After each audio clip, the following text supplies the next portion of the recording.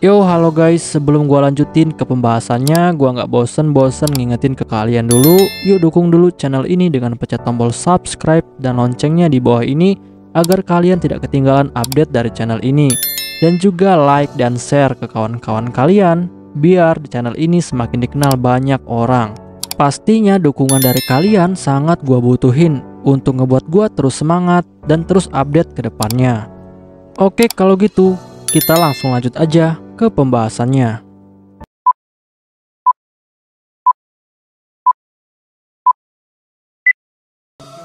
Yo, halo guys, di video gua kali ini gua bakal ngebahas light novel Isekai wa Smartphone Totomoni volume ke-8 chapter ke-7. Di chapter ini bakal dibahas tentang ras naga bagian pertama. Untuk kalian yang belum nonton chapter sebelumnya, silahkan ditonton terlebih dahulu.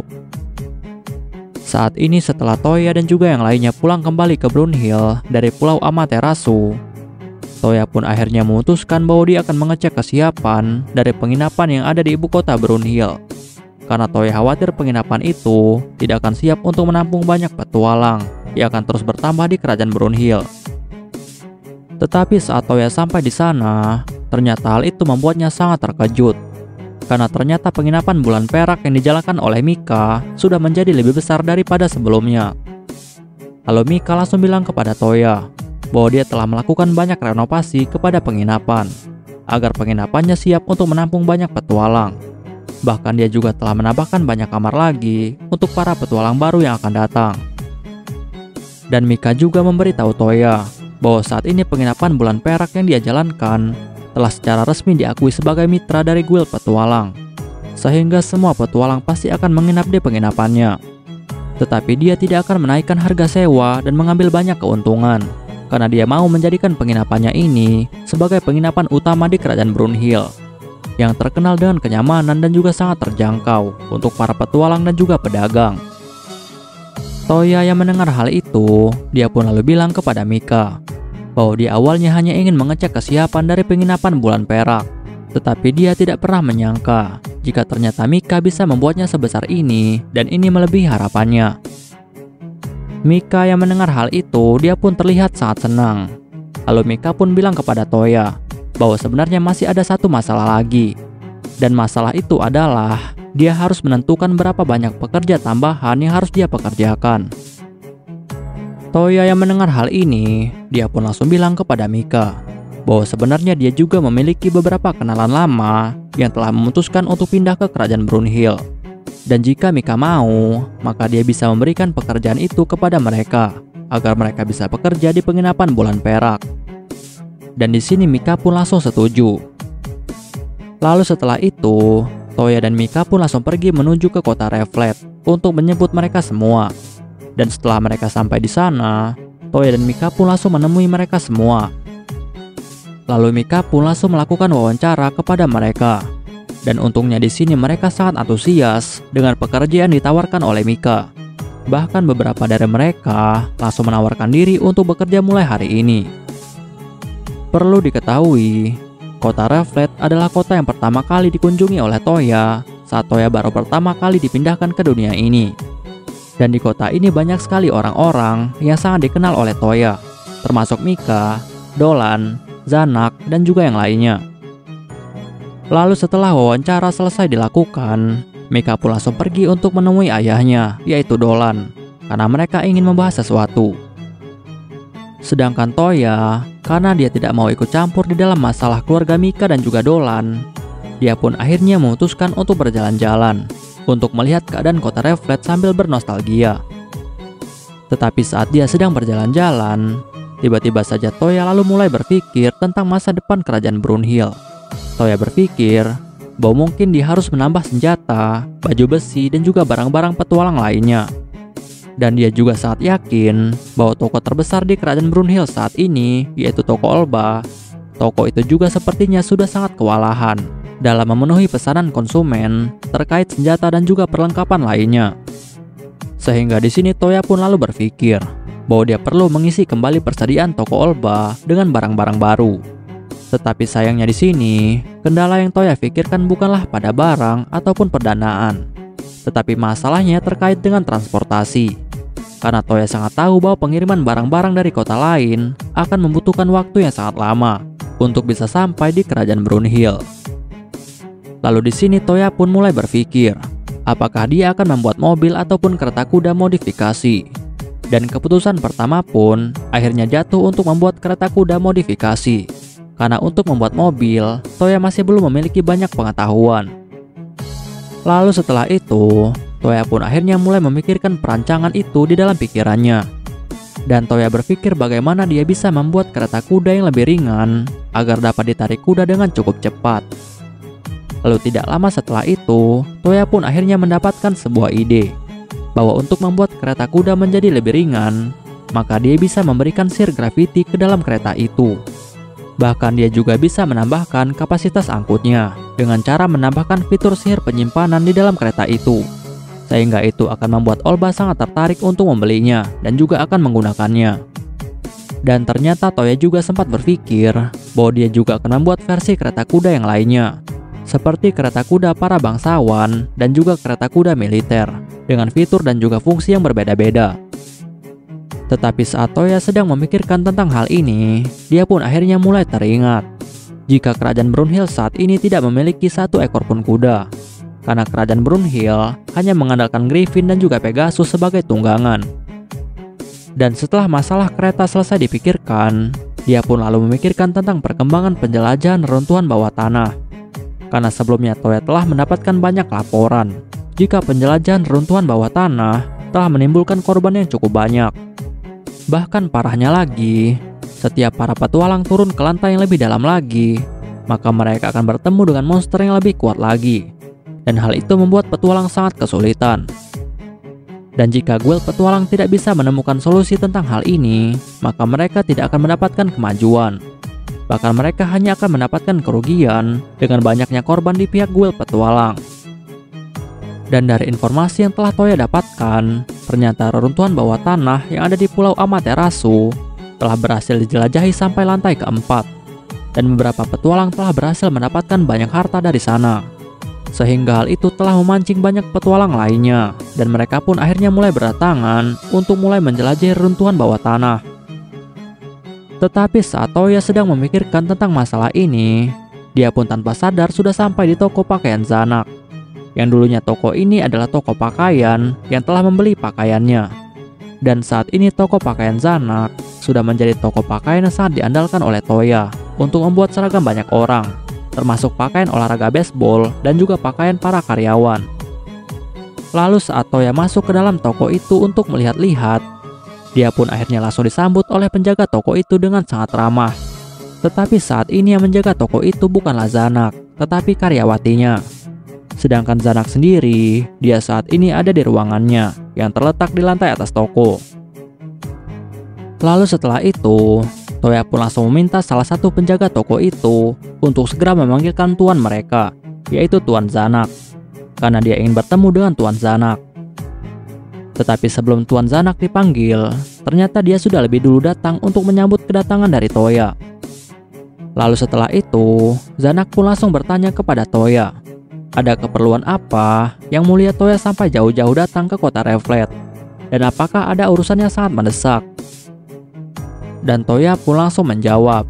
Toya bilang kepada Zanak bahwa urusannya datang ke kota Reflet adalah karena dia ingin mencari orang-orang yang ingin bekerja di penginapan Bulan Perak cabang Brunhild.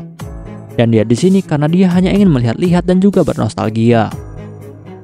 Zanak yang mendengar hal itu, dia pun dengan insting yang sangat tajam langsung menyadari jika Toya sedang mencari pekerja baru, maka itu artinya dia juga pasti membutuhkan seragam baru untuk para pekerja itu. Sehingga Zanak dengan cepat langsung menawarkan kepada Toya untuk segera memesan pakaian untuk para pekerja itu. Dan Toya yang mendengar hal itu, dia pun menjadi sangat terkejut dengan kepekaan dari Zanak. Lalu Toya pun langsung bilang kepada Zanak bahwa dia belum bisa memesan pakaian saat ini, karena dia belum tahu ukuran baju dari para pekerja yang baru itu. Tetapi setelah dia tahu ukurannya, maka dia akan memesan pakaian dari toko Zanak cabang Brunhild. Zanak yang mendengar hal itu, dia pun akhirnya langsung mengerti. Lalu setelah itu Zanak bilang kepada Toya bahwa sebenarnya dia saat ini memiliki suatu masalah kecil. Dan masalah itu adalah tentang adanya seorang bangsawan dari kerajaan Rotmer yang ingin memesan gaun dengan desain yang unik dan juga beda daripada yang lain. Sehingga dia ingin meminta tolong kepada Yang Mulia Toya untuk bisa memberikannya sebuah ide tentang gaya gaun unik yang belum pernah ada di dunia ini. Toya yang mendengar hal itu, dia pun langsung meminta Zanak untuk menyediakan kertas kosong, karena dia akan menggambarkan model pakaian gaun yang unik untuk Zanak. Dan setelah semua persiapan siap, Toya pun langsung menggunakan smartphone miliknya untuk mencari model-model gaun mewah yang ada di Jepang.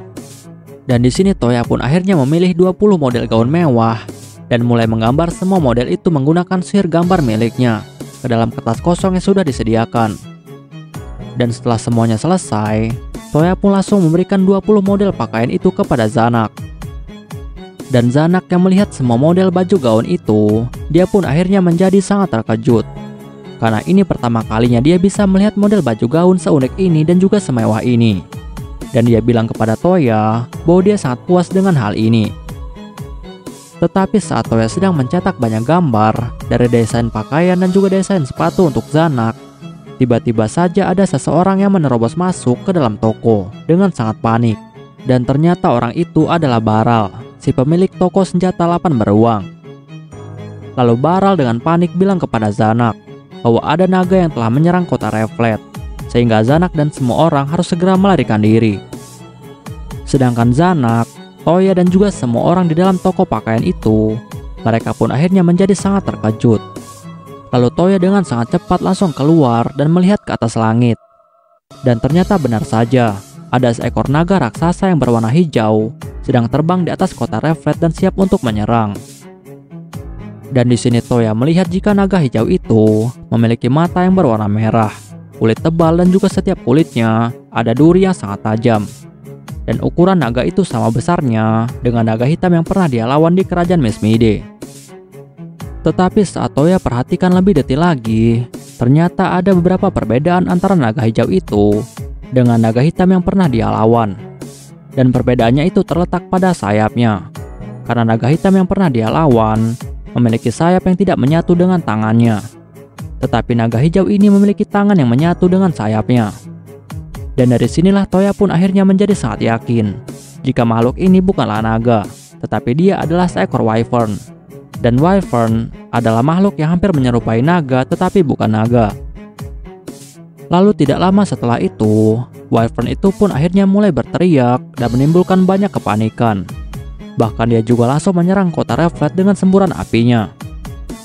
Dan Toya yang melihat serangan api itu, dia pun akhirnya langsung mengambil tindakan. Lalu dengan sangat cepat, Toya pun langsung terbang dan menggunakan sihir serapnya. Dan dalam waktu yang sangat singkat, semua serangan api itu pun langsung terserap oleh sihir Toya. Perlu diketahui, sihir serap adalah salah satu sihir khusus yang baru-baru ini telah dipelajari oleh Toya. Dan sihir ini memungkinkan Toya untuk dapat menyerap semua jenis serangan sihir dan merubahnya menjadi energi sihir lalu terserap ke dalam tubuh Toya. Dan pada akhirnya energi sihir yang telah terserap itu akan menjadi energi sihir milik Toya. Tetapi wyvern yang telah melihat Toya, dia pun akhirnya langsung menatap Toya dengan tatapan penuh amarah. Dan Toya yang melihat hal itu, dia pun akhirnya memutuskan untuk segera melumpuhkan wyvern ini.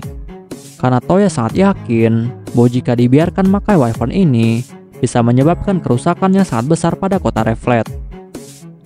Lalu setelah itu, Toya pun langsung meninju perut wyvern itu dan langsung menggunakan sihir gravity. Sehingga dalam sekejap tubuh wyvern itu pun langsung menjadi sangat berat. Dan akhirnya dia pun langsung terjatuh tidak berdaya di jalan utama kota.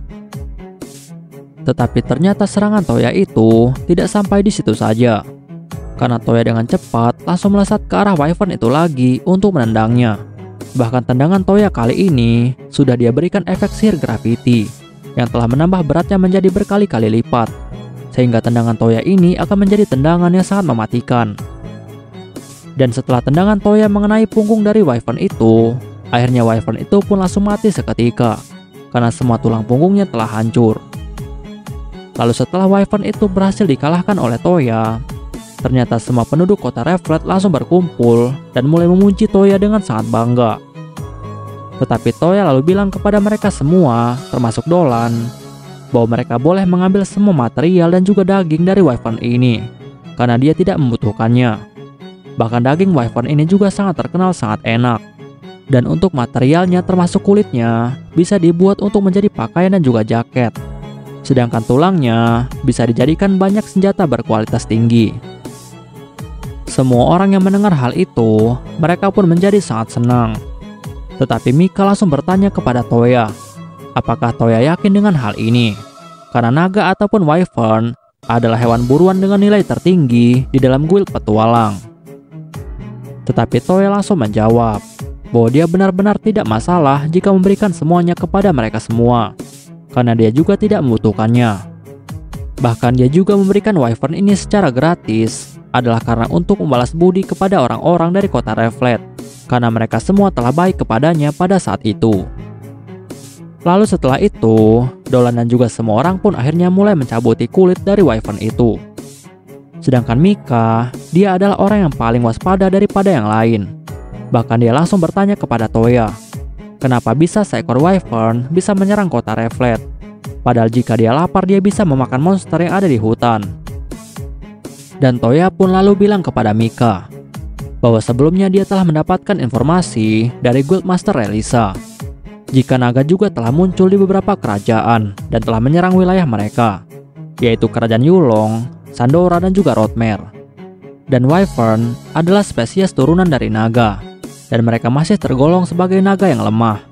Tetapi sayangnya dia belum tahu kenapa mereka bisa menyerang wilayah manusia.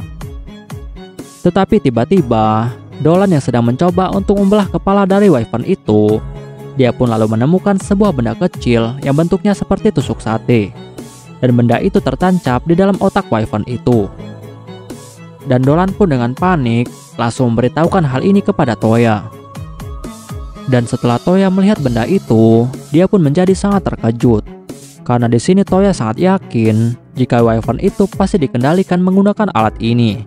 Dan dia curiga jika alat ini pastilah alat yang dibuat oleh Dokter Babylon. Dan akhirnya alat ini terjatuh dari Babylon Gudang. Tetapi di sini, Toya pun memutuskan tidak mau gegabah dalam memikirkan sesuatu. Dan untuk memastikannya, maka dia akan bertanya terlebih dahulu kepada Ceska dan juga yang lainnya, apakah dugaannya ini benar.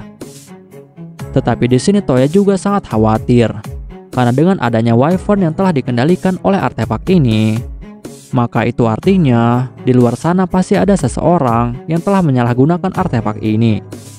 Dan dia juga sangat yakin bahwa sebentar lagi pasti akan terjadi peristiwa besar yang terjadi akibat hal ini. Oke guys, pembahasan di chapter kali ini selesai sampai di sini dulu, dan bakal dilanjut lagi di chapter selanjutnya. Untuk kalian yang ingin membaca novelnya atau mau membaca judul novel yang lainnya, kalian bisa klik link yang sudah gua sediakan di deskripsi. Tetapi sebelum kalian tutup video ini, tolong beri dukungan kalian untuk channel ini dengan cara pencet tombol subscribe dan juga aktifkan loncengnya. Dan juga jangan lupa untuk like video ini dan beri komentar untuk membangun channel ini lebih maju lagi.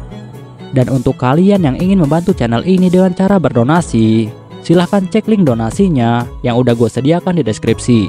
See you next time, bye bye.